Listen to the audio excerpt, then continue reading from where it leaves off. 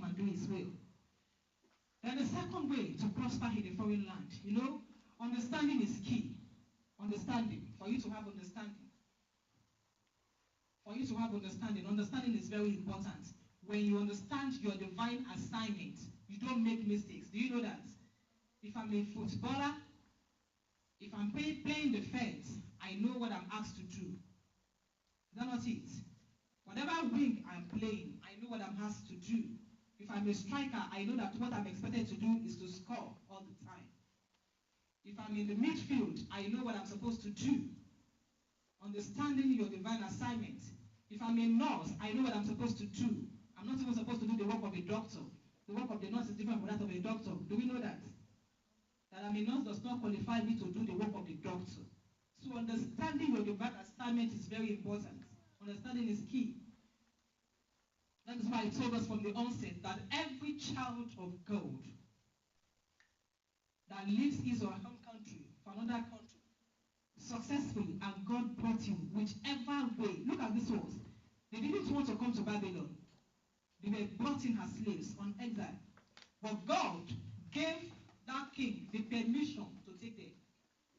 And God has his own reason to use these ones to transform the land of Babylon. That is why he brought them as slaves. Look at what God did. He allowed them to be enslaved. He allowed them to be captured from Judah, brought them to Babylon, because he needed people in Babylon to transform Babylon. They worship foreign gods. So for you to be here, there must be a particular reason for you to come to Ireland. So you need to understand your assignment.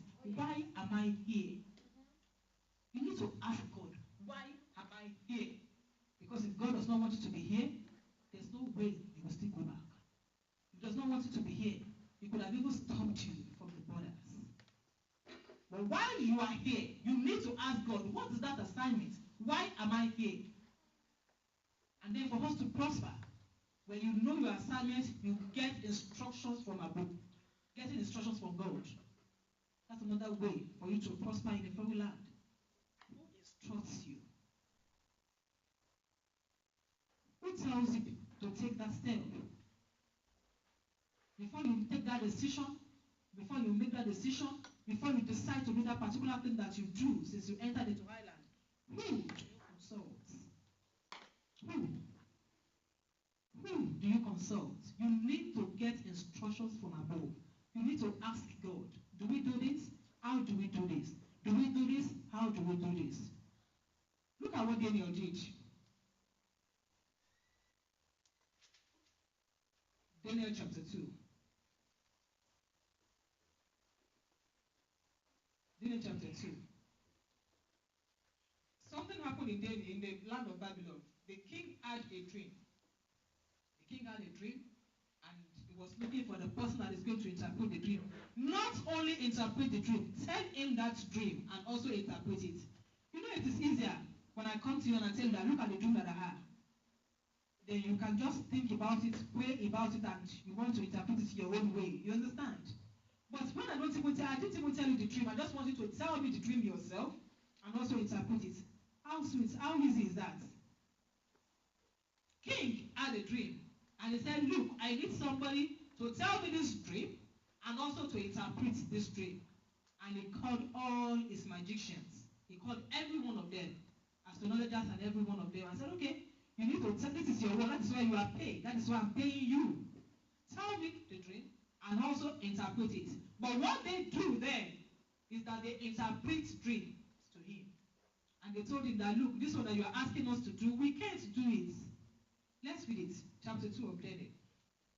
One night during the second year of his reign, Nebuchadnezzar had such disturbing dreams that he couldn't sleep. He called in his magicians, enchanters, sorcerers, and astrologers, and he demanded that they tell him what he had dreamed.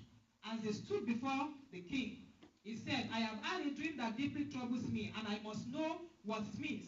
Then the astrologers answered the king in Aramea, long live the king, tell us the dream, and we will tell you what it means.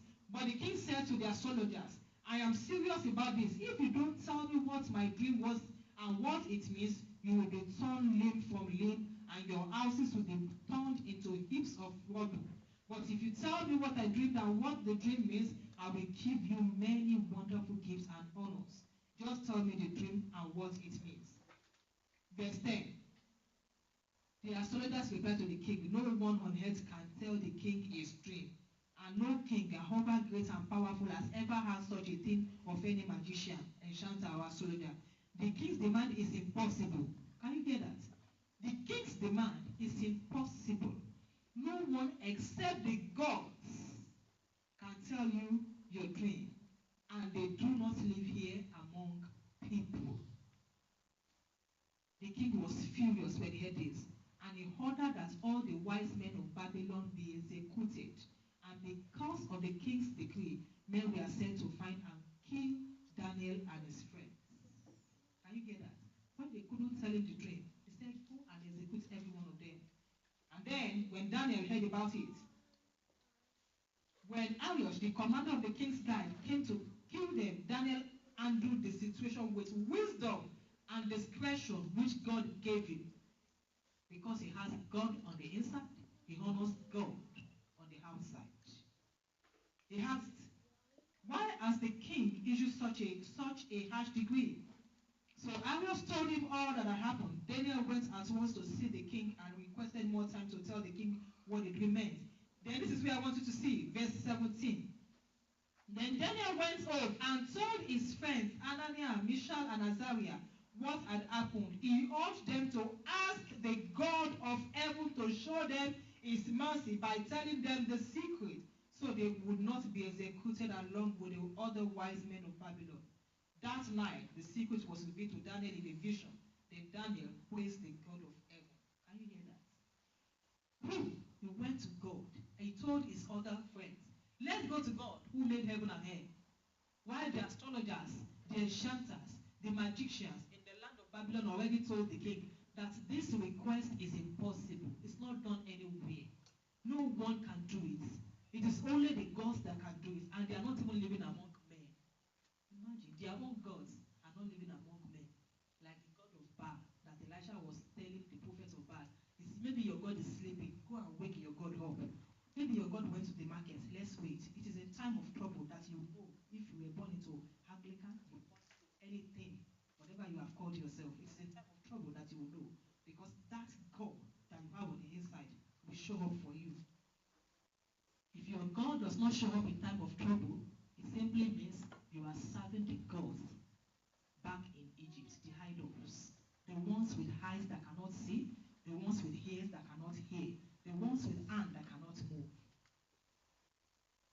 They said, look, even this God that will interpret this thing is not living among men. I don't know where their own gods are living. I don't know where they created the house that they built for their own gods.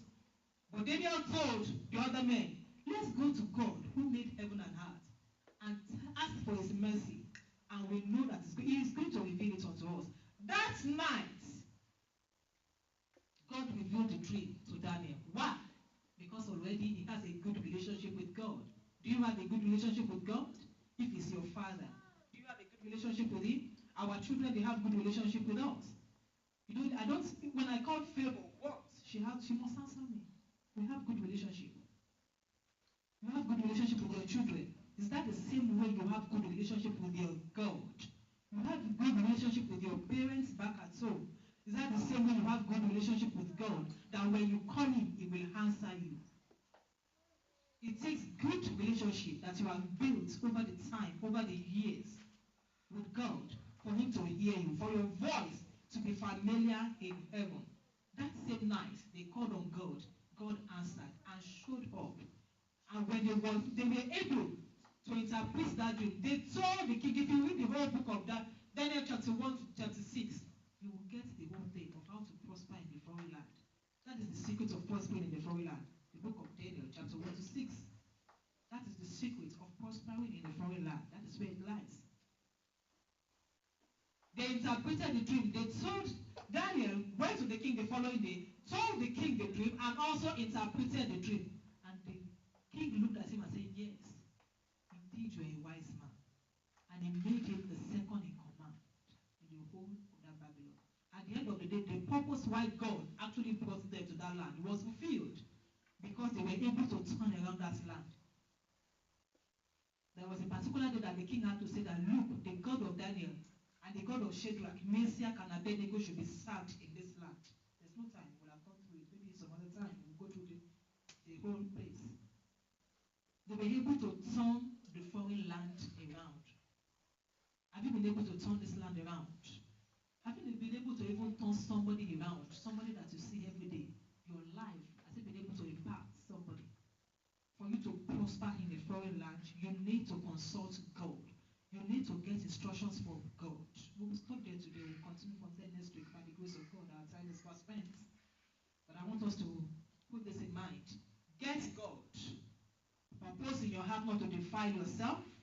Be determined in your heart not to conform to the standard, to the negative standard of the foreign land where you are.